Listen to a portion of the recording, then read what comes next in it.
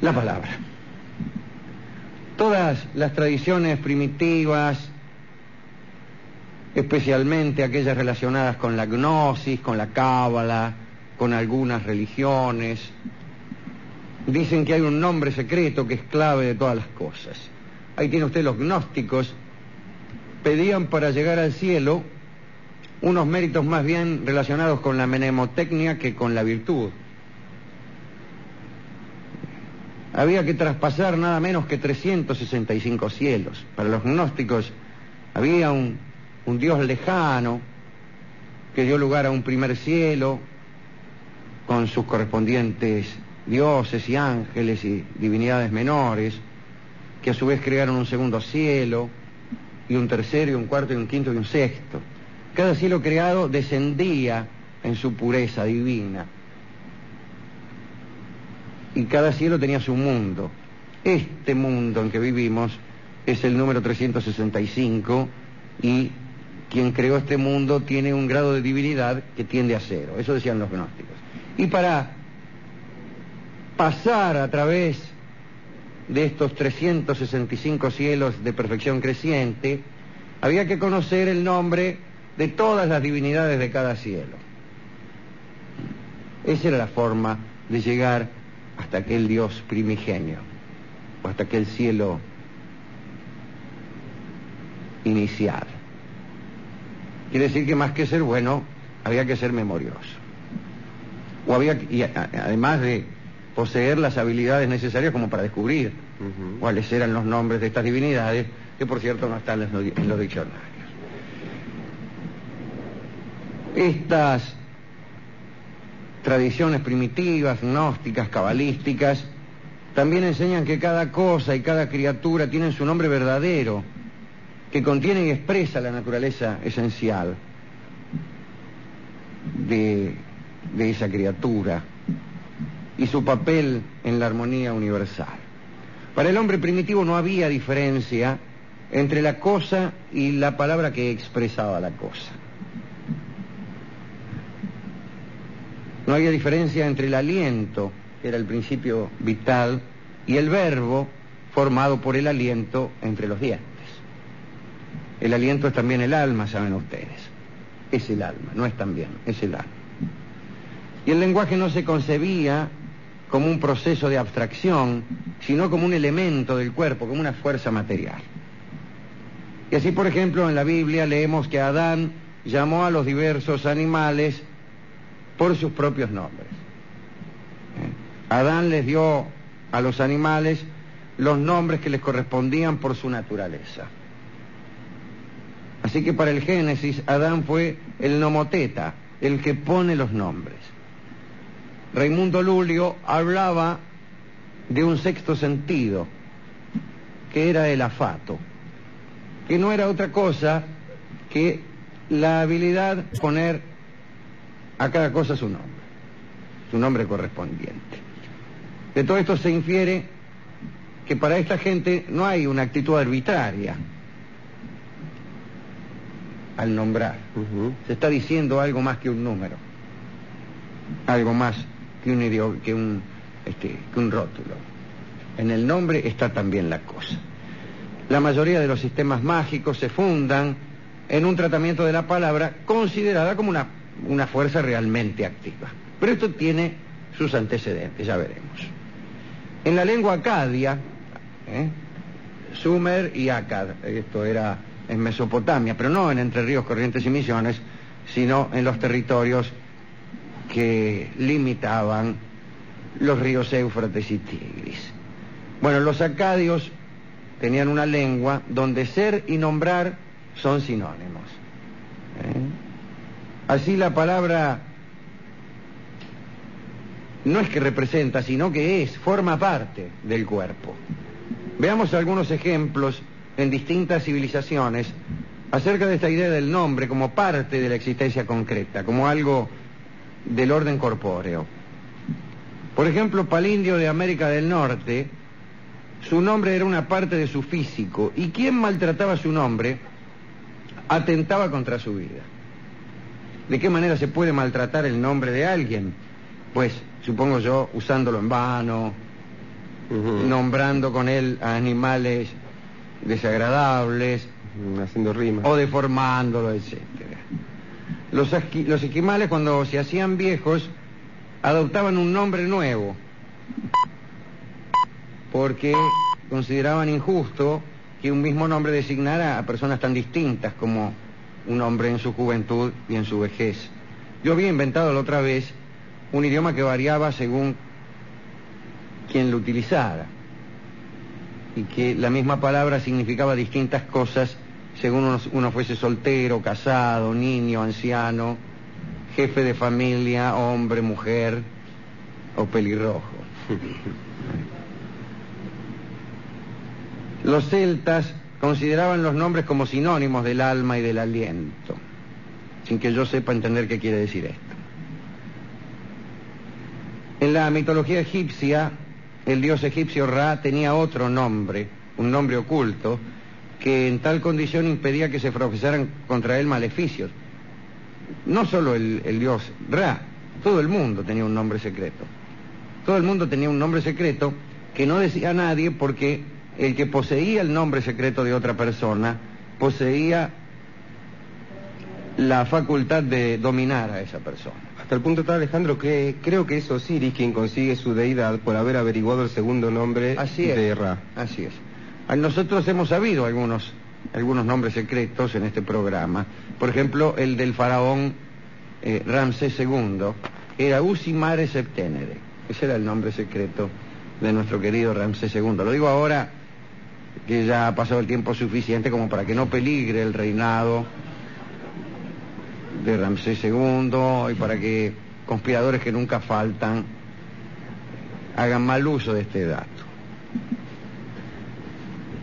A los albaneses del Cáucaso les estaba prohibido nombrar a los muertos. Quien lo hacía podía sufrir las más espantosas enfermedades. No queda, sin embargo, Albania en el Cáucaso, pero estoy glosando una charla de Humberto Eco, que debe saber más que yo, de modo tal que algunos albaneses de algún modo oscuro habrán estado o estarán en el Bolshoi Cáucaso. El caso es que allí donde estuvieran, los albaneses no podían nombrar a los muertos porque traía yeta. Algo parecido, no, sucedía con el lenguaje de los avispones del Paraguay. Estos indios, fíjense qué gracioso, introducían palabras nuevas todos los años, ya que se suprimían oficialmente todas aquellas que se parecieran a los nombres de los muertos. Entonces estas palabras se sustituían por otras nuevas.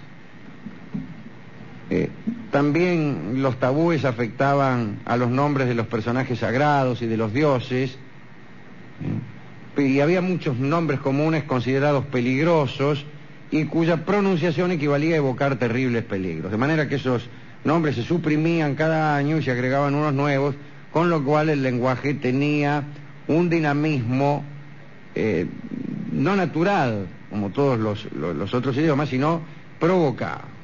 ¿Quién era el encargado de sustituir, de hacer las sustituciones, etcétera, etcétera? ¿En qué foros se realizaban? ¿De qué modo las gentes sencillas podían averiguar qué palabra reemplazaba a las abolidas? Es cosa que no sabemos. Lo que sí sabemos es que este procedimiento, a saber, el sustituir los nombres de las personas muertas, prácticamente anula toda posibilidad de crónica y de historia. Imagínese si cada vez que se muere un tipo cambian el nombre o lo sustituyen por otro y dejan de usarlo, pues no habrá manera de escribir la historia de ese tipo, si es que no se lo puede nombrar. Bien, en este caso el lenguaje dejaba de ser depositario del pasado y se iba transformando continuamente. Como hemos dicho, muchas prácticas de distintas culturas se fundan en la creencia de que las palabras poseen una realidad concreta y activa. Tal es la base, por ejemplo, de las oraciones o de las fórmulas mágicas con las que se obtiene, qué sé yo, la curación de enfermedades, la lluvia sobre los campos secos, cosechas abundantes y, si me apuran un poco, la inmortalidad. La Cábala, sin ir más lejos, explica que Dios tiene 99 nombres accesibles al entendimiento humano, 99 atributos, por ejemplo, es justo, misericordioso, todopoderoso, qué sé yo. Pero tiene un 100º nombre que brilla en los cielos. El que llegare a saberlo se elevará por encima de la condición humana. En ese nombre residen el pensamiento y el poder infinitos.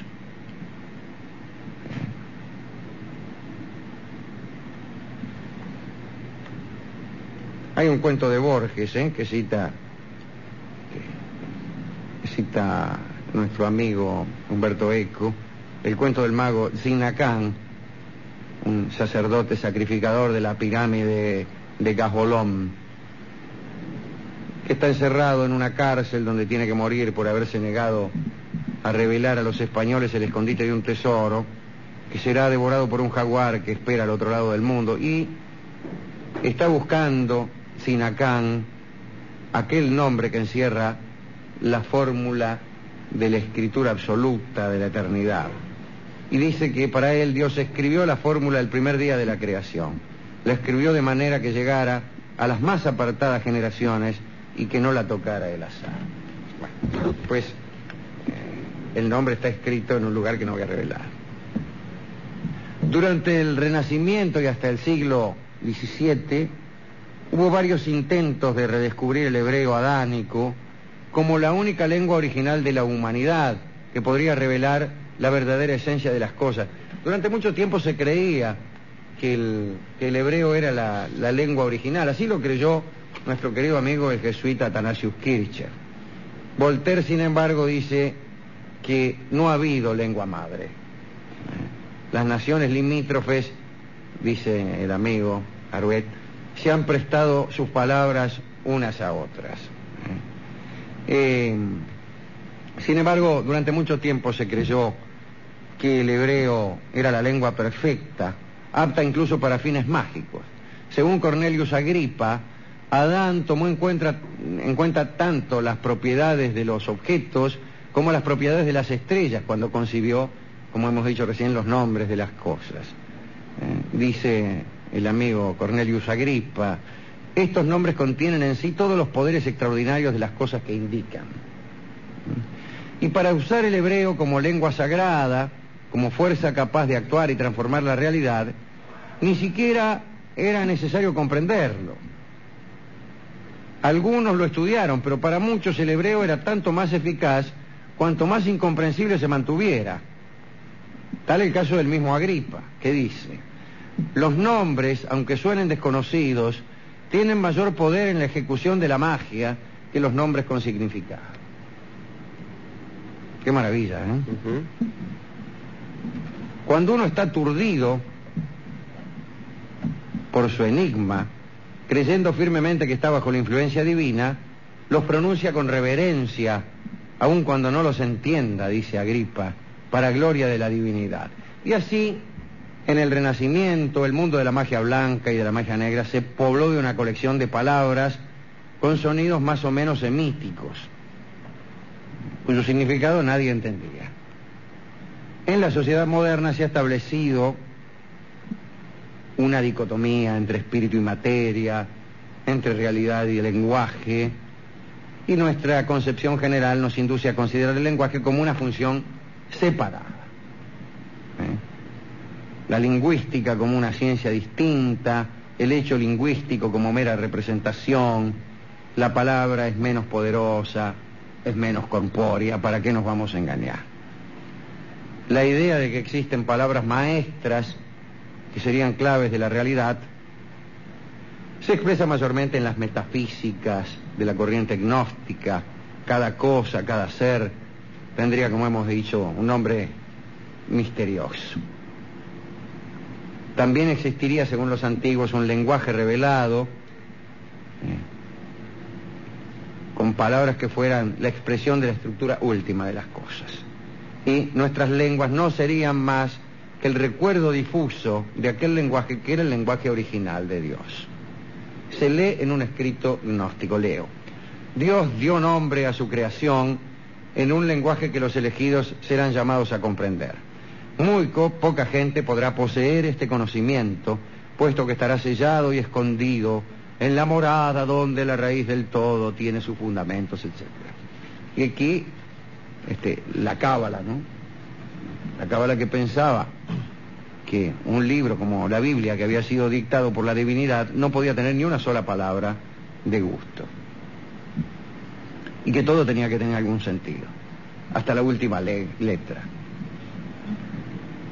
En un libro llamado El misterio de las catedrales, cita a nuestro amigo Umberto Eco, un libro cuya lectura no recomiendo en lo más mínimo, hay quien explica, el autor en este caso, ¿no? Fulcanelli, que los grandes edificios religiosos de la Edad Media son en realidad libros de piedra que contienen la existencia del gran lenguaje original. Eso es todo lo que dice el libro. Por suerte no es mucho más extenso que esto.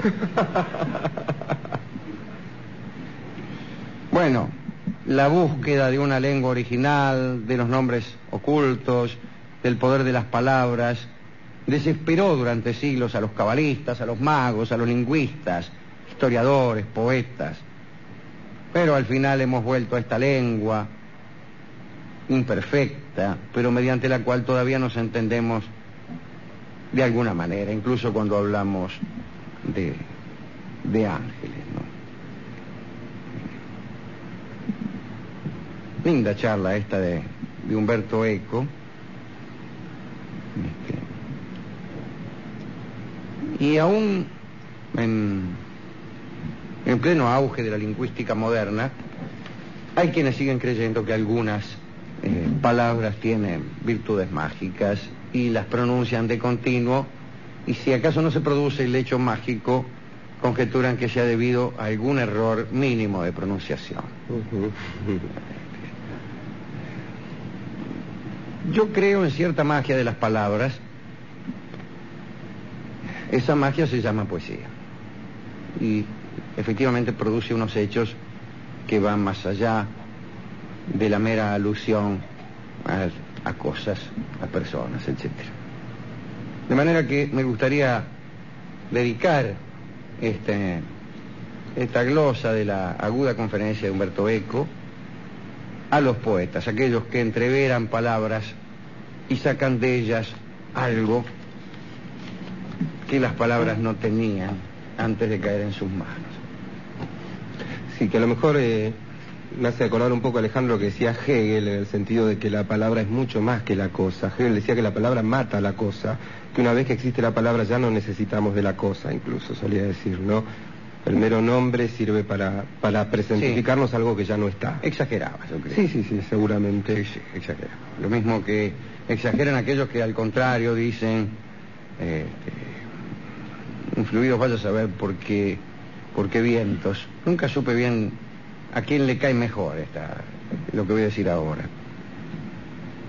Y dicen esto: una imagen vale más que 100 palabras. Ni tanto ni tampoco. Ni tanto ni tampoco. Tenía algunos ejemplos graciosos. A veces ciertamente una imagen vale más que 100 palabras. Cosas que no se pueden contar. Lindo sería contar un cuadro. Contar nosotros aquel cuadro de Van Gogh donde hay una silla sobre un patio de baldosa. Bueno, miren qué risa, acabo de decir una silla sobre un patio de baldosa. Acá también hay muchas sillas sobre un patio de baldosas y ninguna, o casi ninguna, vaya a saber, nos produce la emoción que produce ese cuadro. ¿Por qué? Y porque esa no es una silla sobre un patio de baldosas, es el alma del señor Van Gogh. Pero bueno, esa es una verdad, ahí la imagen vale más que 100 palabras. Además, gastar 100 palabras para decir que hay una silla en un patio de baldosas, ni usted, Rolón. Sí. Mucho. Pero hay casos inversos. El famoso verso de Carriego, que describiendo a los perros que beben agua de los charcos, decía: beben agua de luna de los charcos. No es lo mismo ver a unos perros beber agua de unos charcos en los que se refleja la luna, que no es otra cosa la que está diciendo Carriego, que oírlo dicho de esa manera. Ujú. El fenómeno poético ciertamente es más fuerte que las cosas a las que está aludiendo. En ese sentido tenía razón Hegel. Porque genera un nuevo sentido, ¿no? Claro, así es. Pero bueno, vamos a dedicar también a Hegel, a Carriego, a Van Gogh y a todos los que me conocen. ¿Y con qué podemos ilustrar esta charla que me ha sido cedida gentilmente por Humberto Eco? Vamos a ilustrarla con el que debió ser el título de la conferencia, que no me ha llegado. Ujú. Pero si yo fuera Humberto Eco le pondría a esta conferencia El Chamullo. Y El Chamullo es la pequeña canción lunfarda que canta don Edmundo Rivero para ilustrar esta charla.